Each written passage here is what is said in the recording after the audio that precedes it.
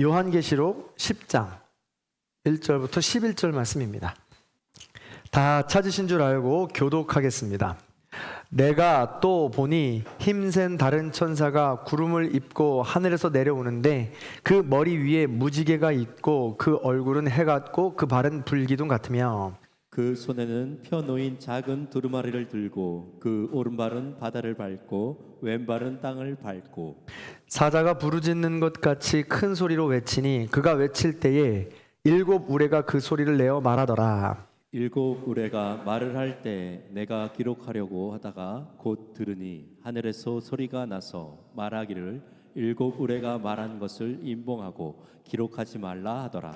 내가 본 바 바다와 땅을 밟고 서 있는 천사가 하늘을 향하여 오른손을 들고 세세토록 살아계시니 곧 하늘과 그 가운데 있는 물건이며 땅과 그 가운데 있는 물건이며 바다와 그 가운데 있는 물건을 창조하신 이를 가리켜 맹세하여 이르되 지체하지 아니하리니 일곱째 천사가 소리내는 날 그의 나팔을 불려고 할 때에 하나님이 그의 종 선지자들에게 전하신 복음과 같이 하나님의 그 비밀이 이루어지리라 하더라.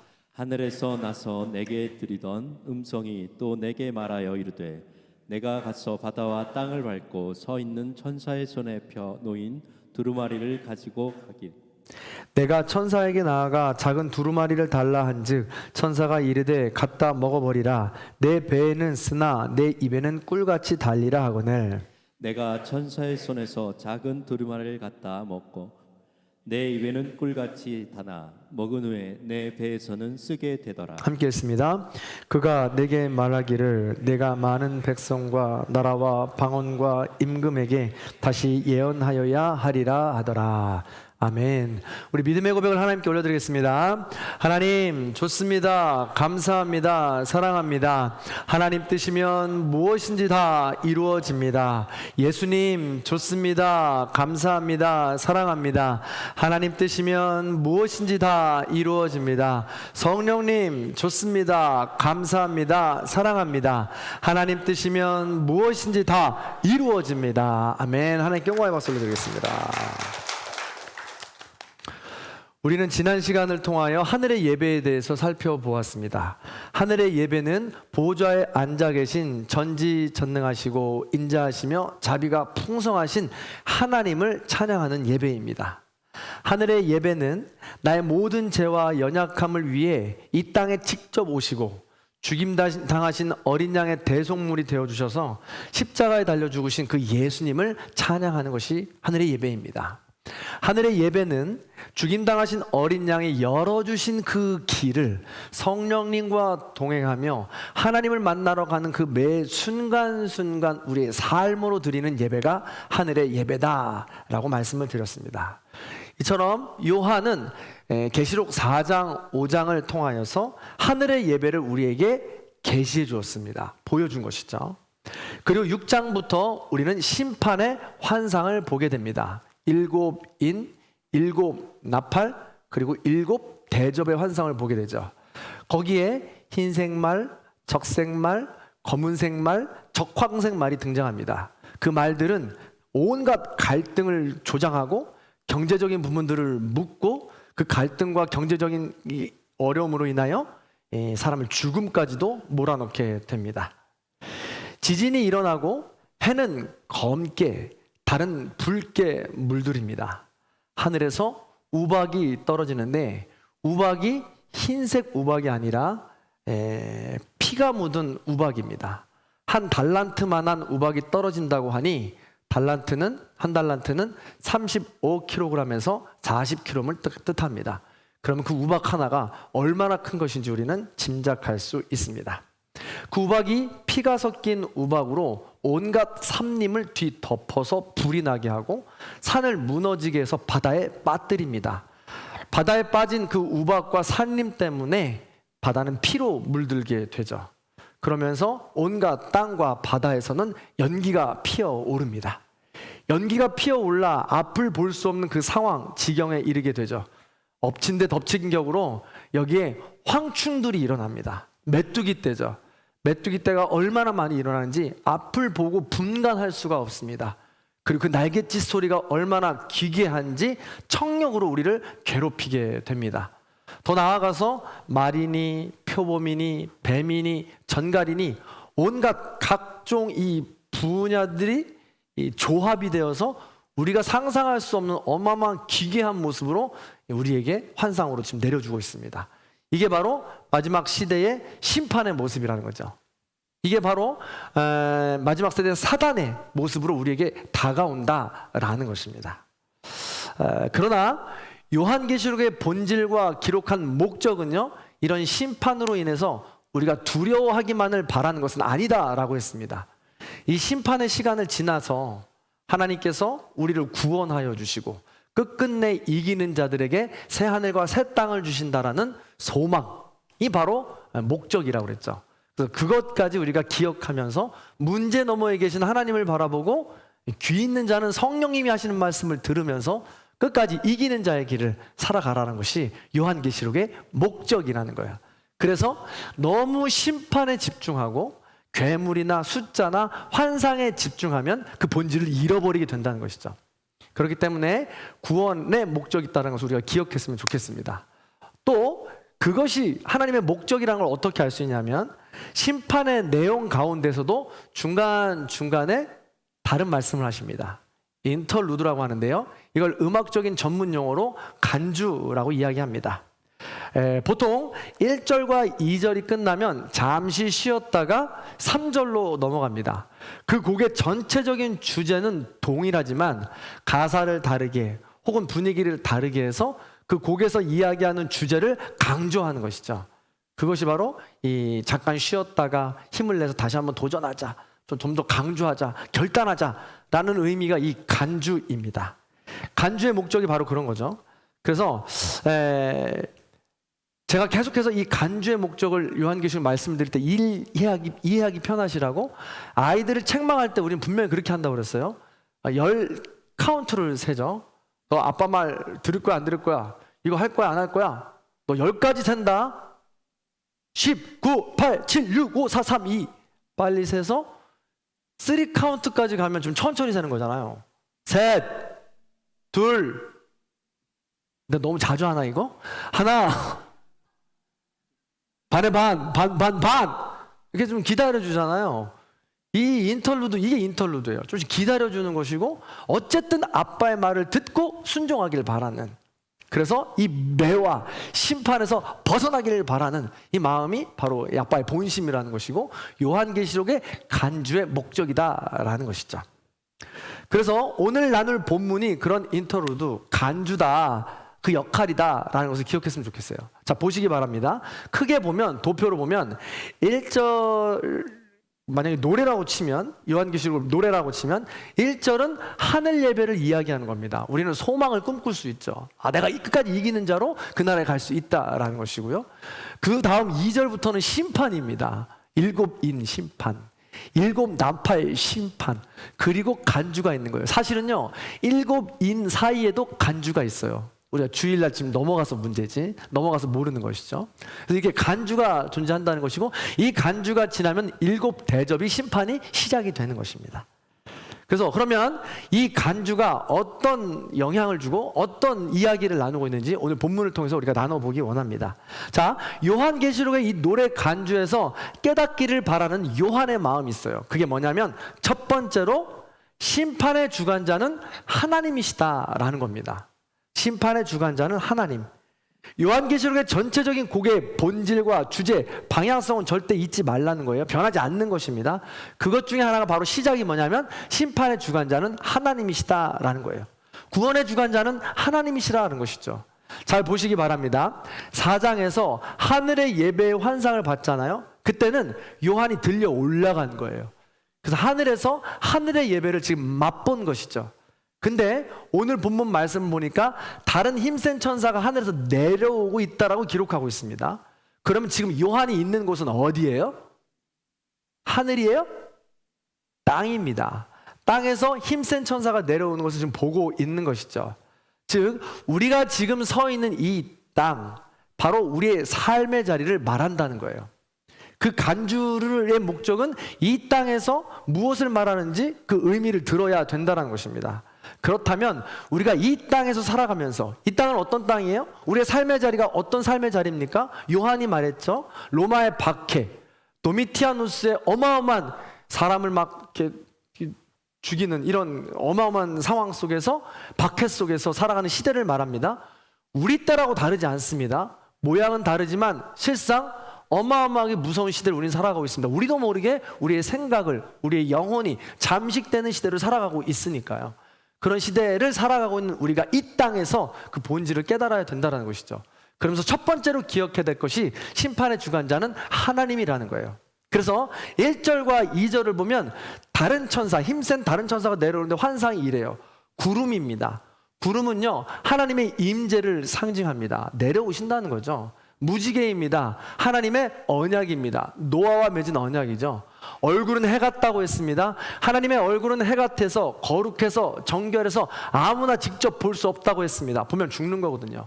우리는 부정하지만 거룩하신 그분께서 밝은 얼굴로 이 땅에 내려오신다는 거예요. 그리고 발은 불기둥 같다고 그랬죠. 불기둥과 구름기둥입니다. 이것이 상징하는 것은 보호입니다. 우리와 동행입니다. 하나님께서 이스라엘 백성들 출애굽할 때에 불기둥과 구름기둥으로 함께 하셨으니까요. 그런 분이 내려오신다는 거예요. 그리고 오른발은 바다에, 왼발은 땅을 밟고 서 있다는 거예요. 이게 뭔 말이냐? 두 발이 바다와 땅을 밟고 서 있다는 것은 무소무지하신 분이다. 어디든 능력이 미치진 범위가 없는 분이 아니다라는 것을 이야기하고 있다라는 것이죠. 그래서 이 간주의 첫 번째 목적은 심판의 주관자는 우리 하나님이십니다라는 것을 기억하라는 거예요. 믿으라는 것입니다.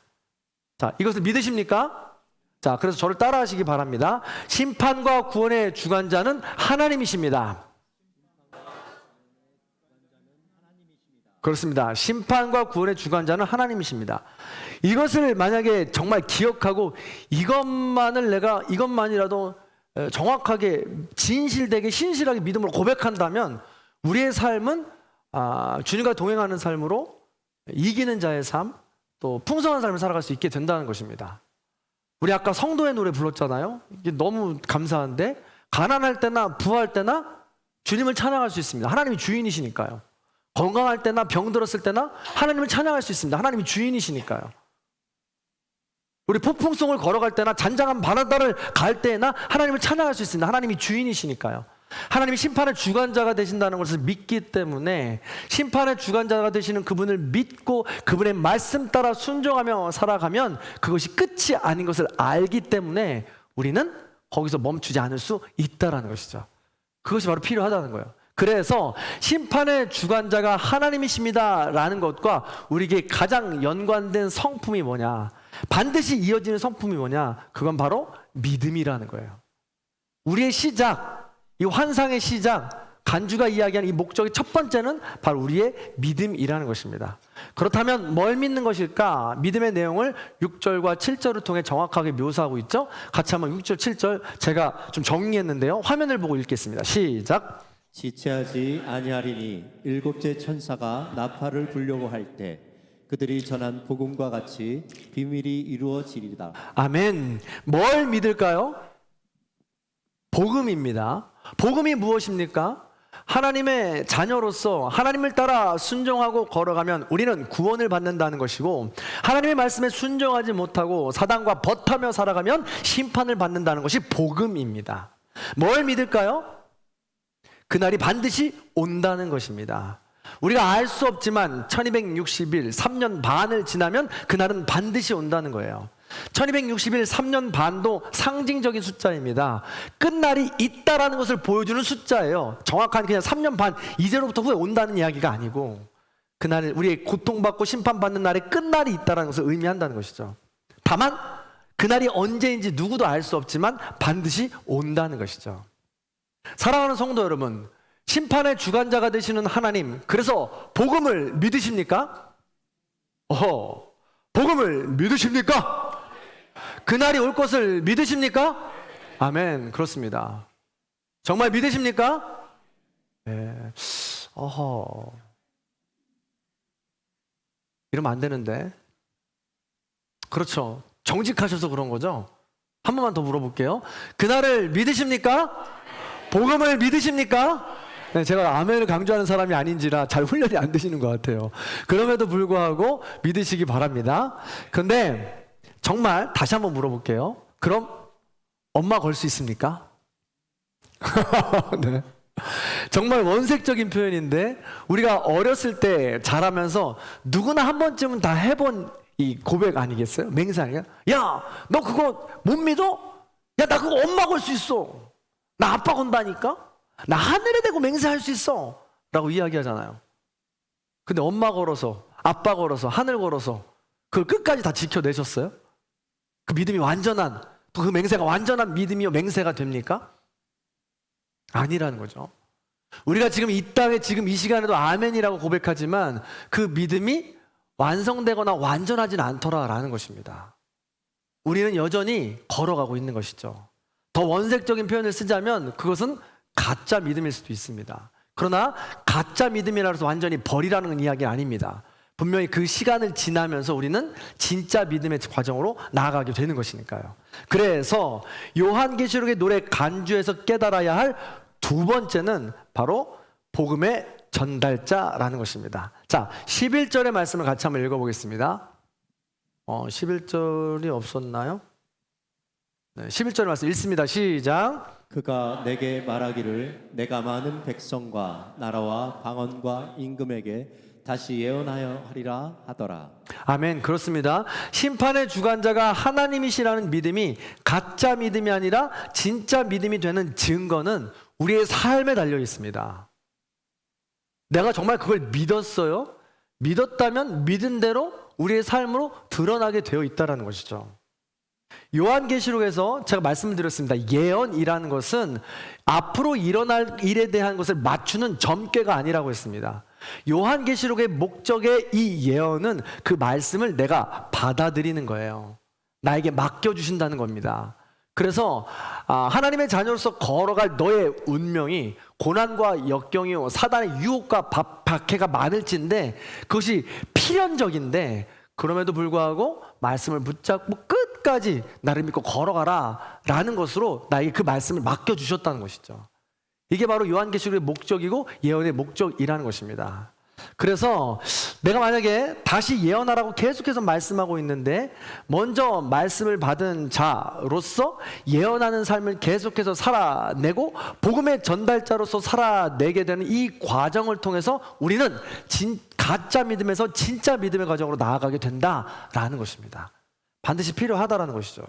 그럼요, 이 복음의 전달자로서 가짜 믿음에서 진짜 믿음으로 나아가는 이 과정에 반드시 필요한 성품이요 꼭 이어지는 이것은 무엇일까요? 믿음의 창조 심판의 구원자가 하나님이시다라는 것은 믿음과 연결된다라고 했다면 복음의 전달자로 가는 과정에서 반드시 필요한 것이 뭘까라는 것입니다. 그건 바로 인내입니다. 인내. 그런데 인내라는 것이 보통 어려운 것이 아닙니다. 고통의 시간을 지나야 되는 것이죠. 이 인내를요 한자로 풀어보면 다음과 같습니다. 칼날인과 마음심이 합쳐져 있어요. 그리고 이 말, 이을, 이와 마디촌이 합쳐져 있는데 먼저 인자를 보면 칼로 마음을 베어낼 것 같은 아픔이 시간이라는 것입니다. 여러분 마음이 아픈 게 내 마음의 쓴뿌리가 제일 힘들잖아요. 내 뜻대로 안 되니까, 내 마음대로 안 되니까요. 그 시간이 인내라는 거예요. 내는 무엇입니까? 말, 이을, 이에서 이 이자가 말을 잇는다는 뜻도 있지만 수염이라는 뜻이 있다는 거예요. 그리고 마디촌이라는 게 손이라는 뜻으로 쓰인다는 겁니다.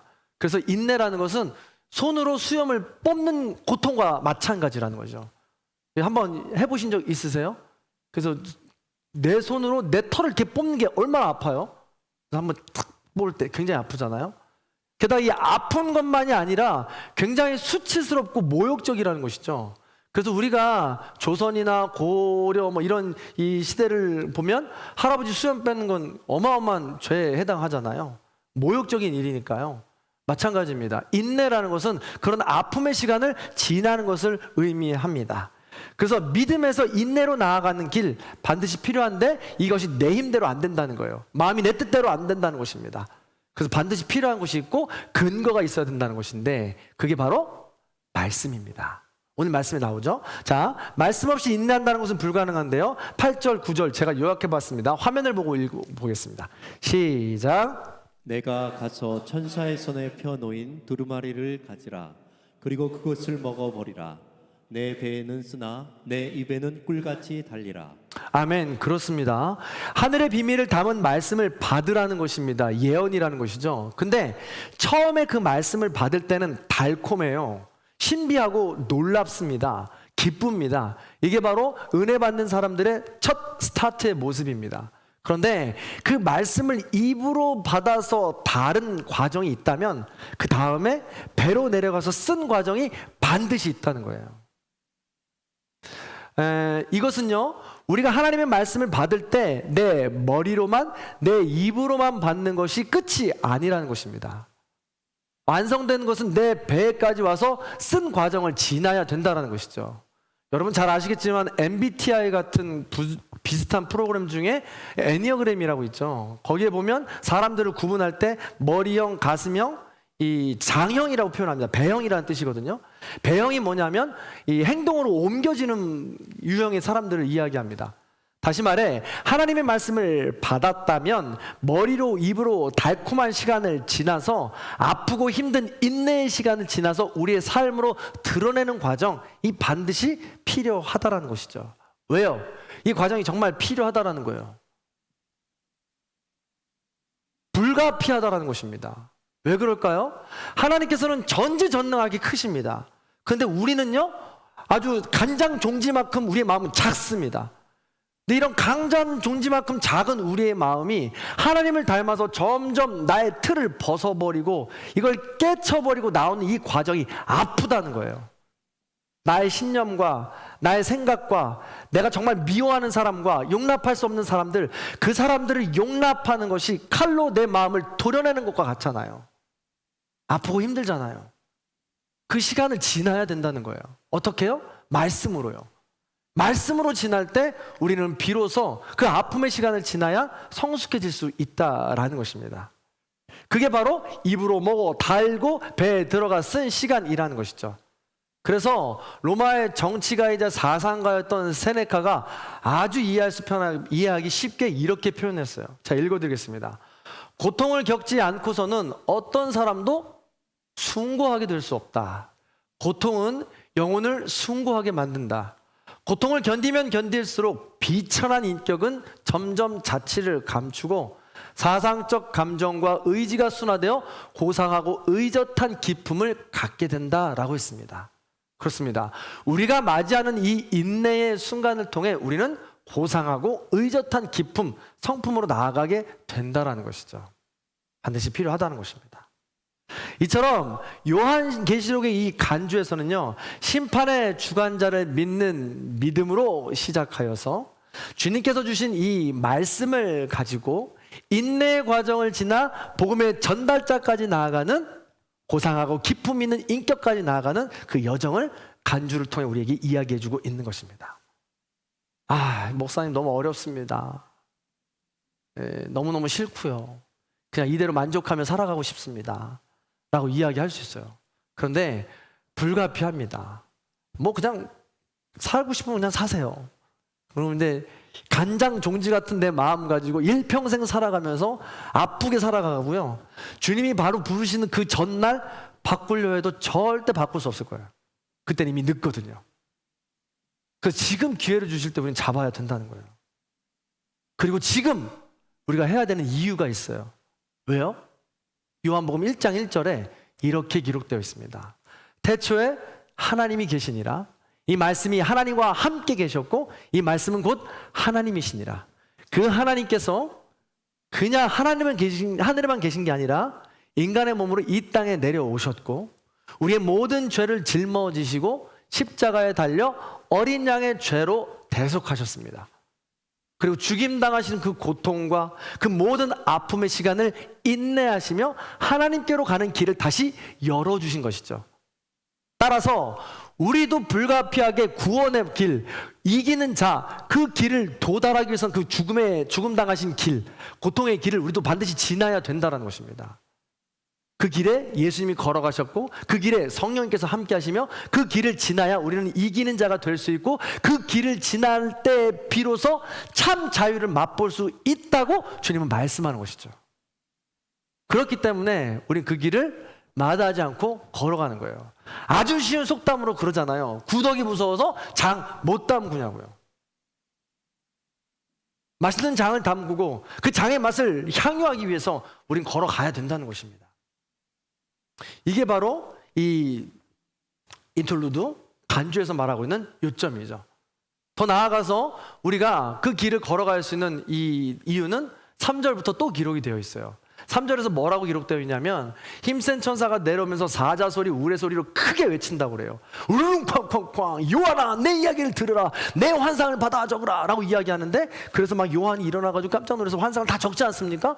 근데 막 적고 있는데 갑자기 천사가 그래요. 그만 적어라, 적지 말아라 라고 기록하는 거예요. 그래서 왜 적지 말라 라고 기록했더니 이걸 다 적어도 무지하고 연약하고 자기중심적인 인간은 다 모른다는 거예요. 그래서 그 사람이 이해할 수 있는 만큼만 계시하고 보여줄 테니 그것만 적고 그것만 보여줘라 라고 이야기하고 있는 것입니다.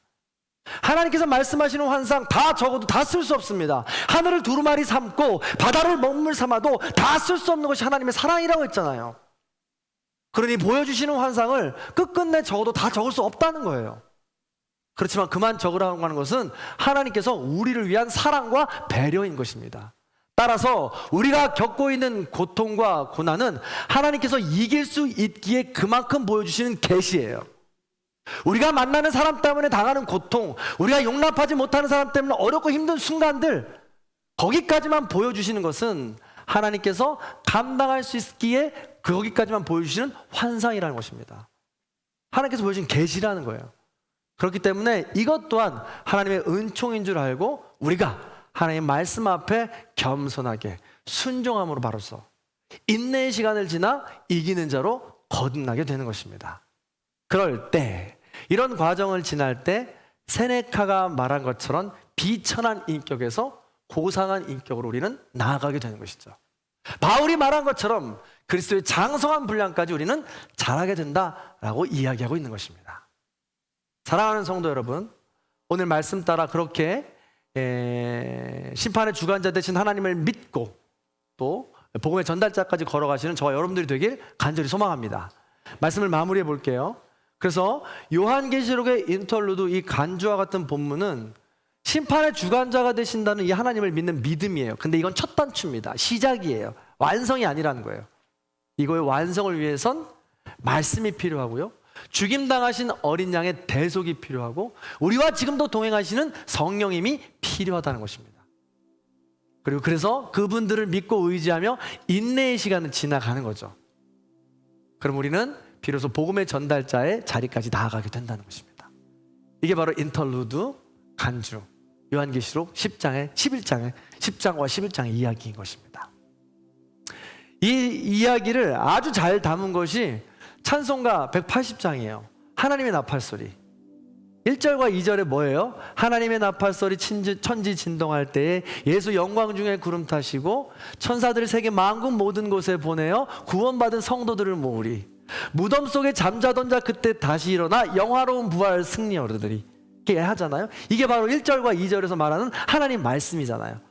우리 그럼 그 말씀을 받고 어떻게 해야 돼요?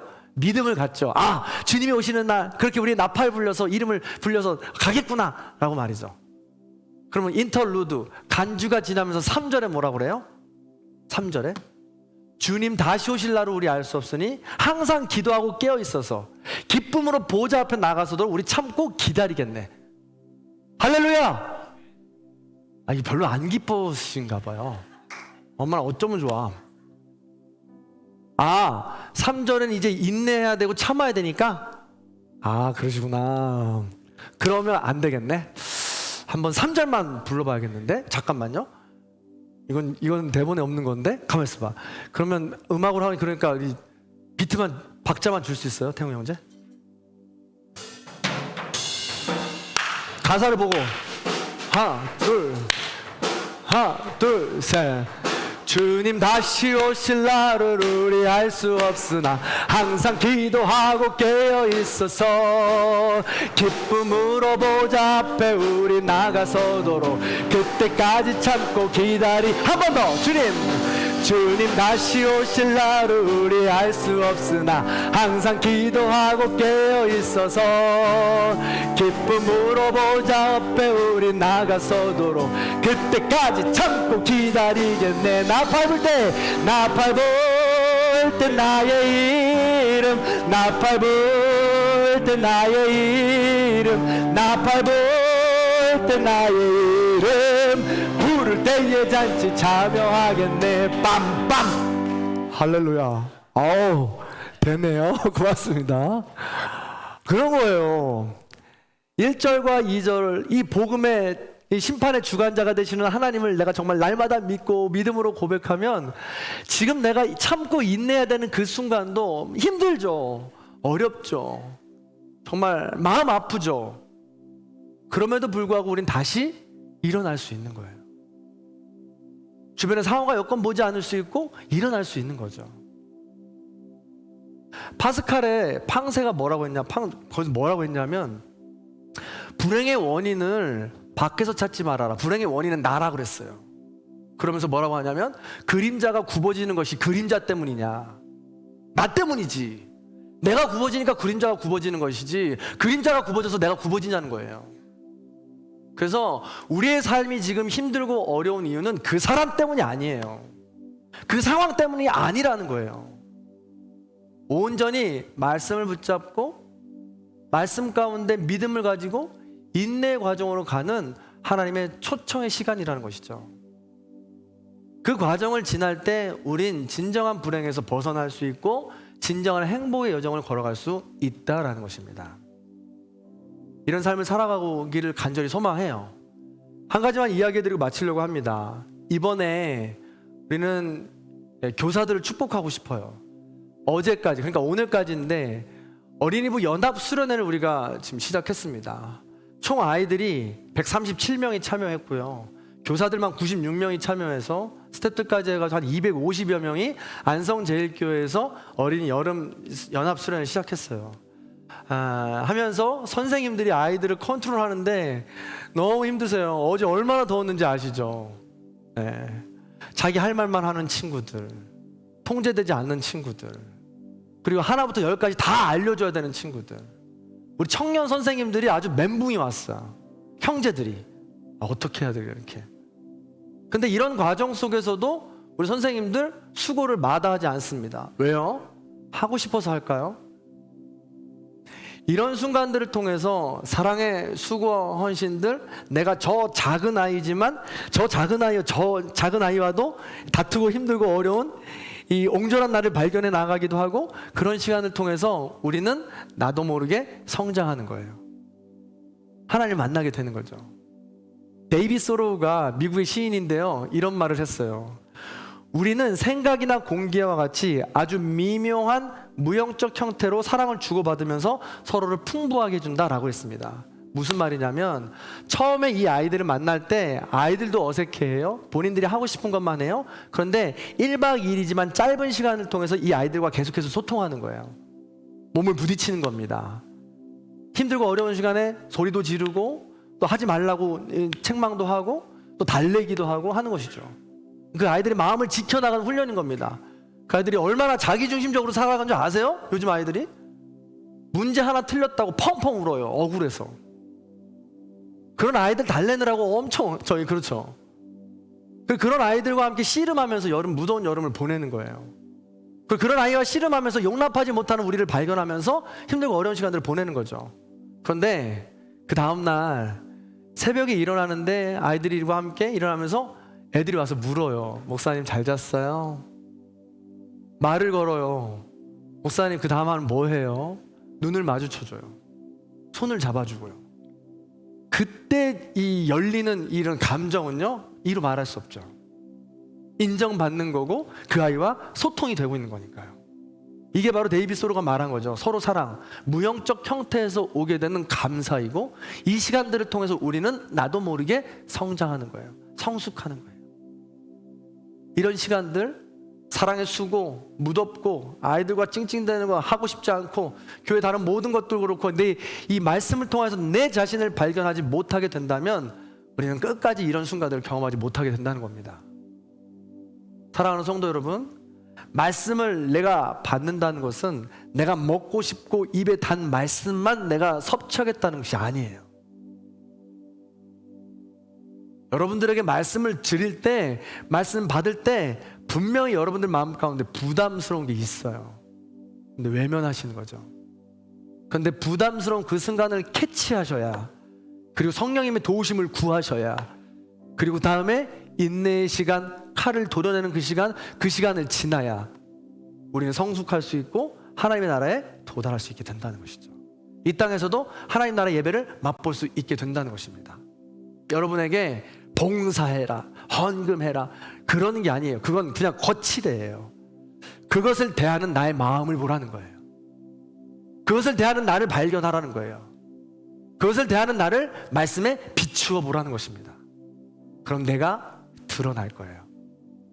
다시 한번 이야기하지만 우리가 말씀에 비추면요, 그런 나를 발견해도 나는 자책하거나 죄책감에 빠지지 않을 수 있어요. 그 사람 보니까, 그리고 그 상황만 보니까 죄책감에 빠지는 거예요. 말씀이신 하나님을 바라보고 거기에 집중하면 우리 죄책감이나 자책감에 빠질 필요가 없어요. 빠질 리가 없습니다. 왜요? 하나님께서 나를 사랑하신다고 말씀하시니까, 끝끝내 승리하겠다고 말씀하시니까. 그러므로 말씀 앞에서 순수하게, 겸손하게, 정직하게, 겸손하게 서셔서 이기는 자로 끝까지 승리해내시기를 주님의 이름으로 간절히 축원합니다. 네, 그 마음을 담아서 우리 이 찬양 함께 고백하겠습니다.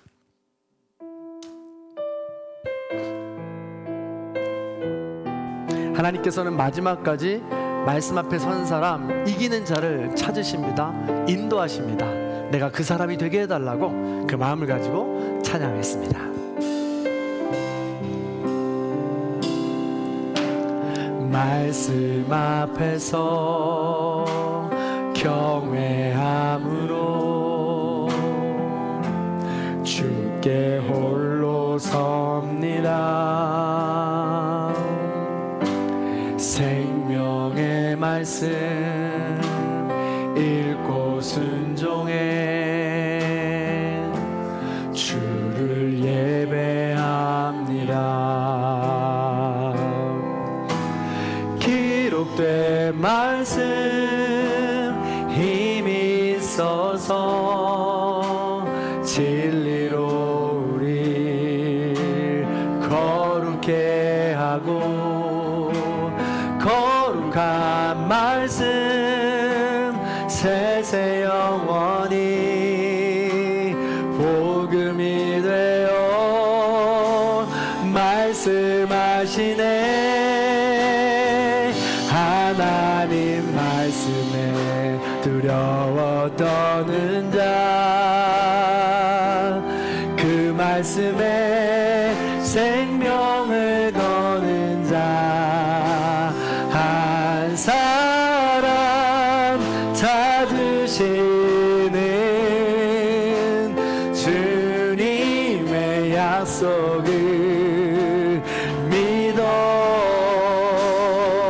하나님 말씀에 운명을 거는 자, 순종하며 주 따라가는 자, 영원한 하나님 나라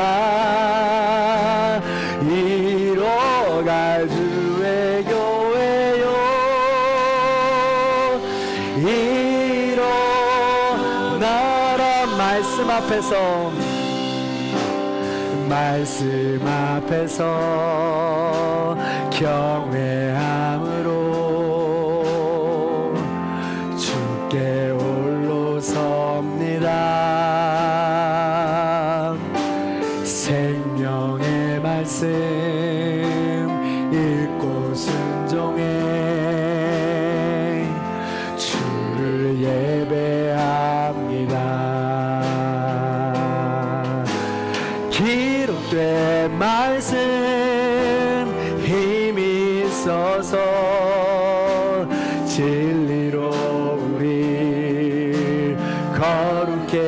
순종하며 거룩한 말씀 세세 영원히 복음이 되어 말씀하시는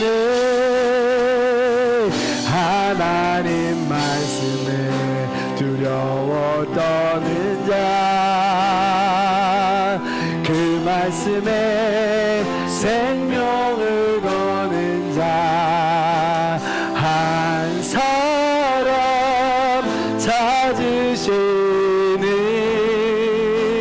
주님의 약속을 믿어 하나님 말씀에 운명을 거는 자, 순종하며 주 따라가는 자, 영원한 하나님 나라 이루어갈 주의 교회요. 이 주 말씀은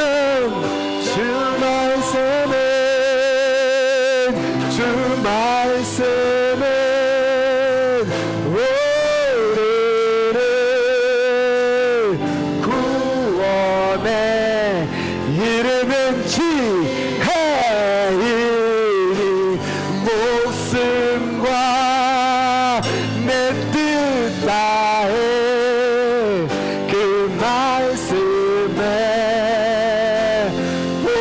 복종하라.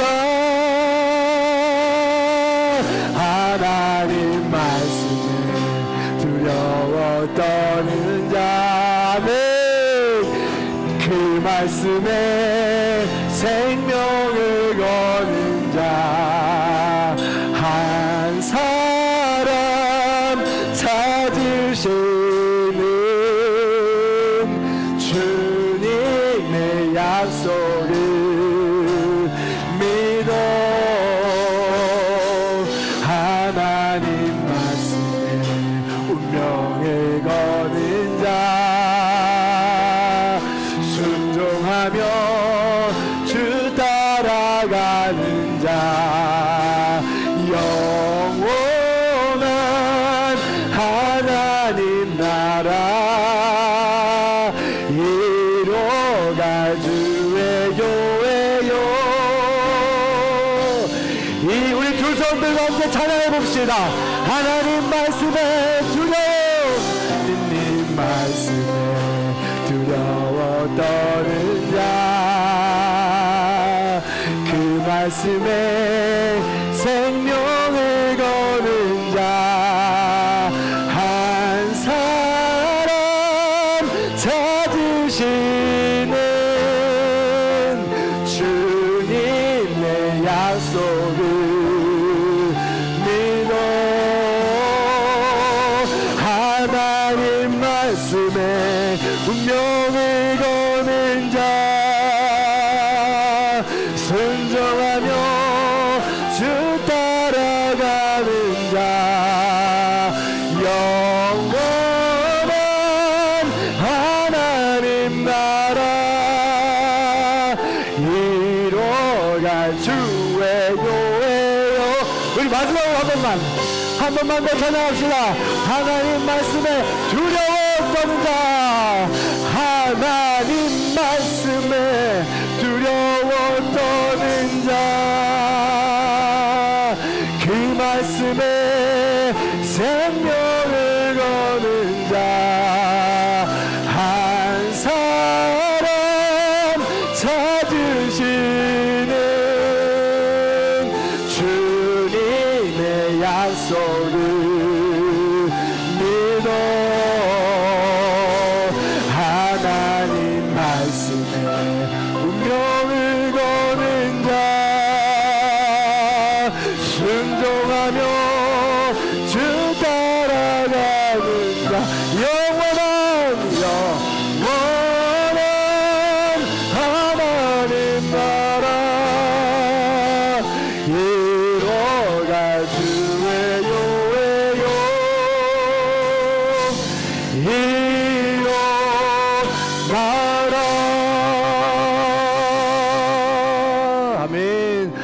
함께 잠시 오늘 말씀을 기억하며 조용히 기도하겠습니다.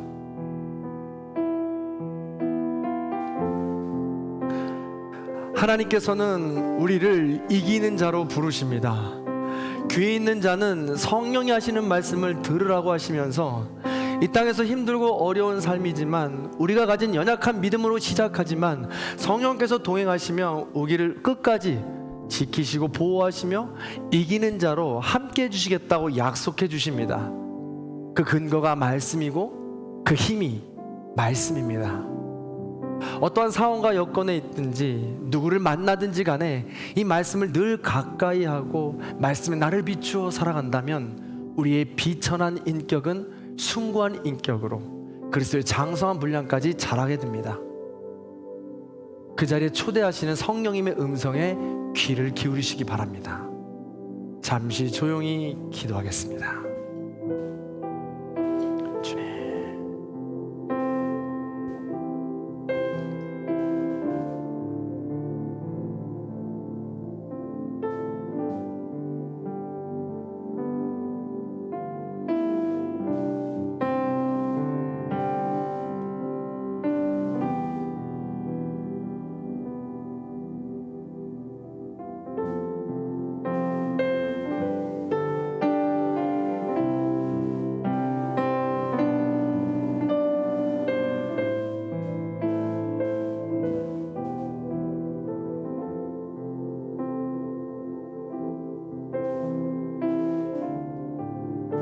주님,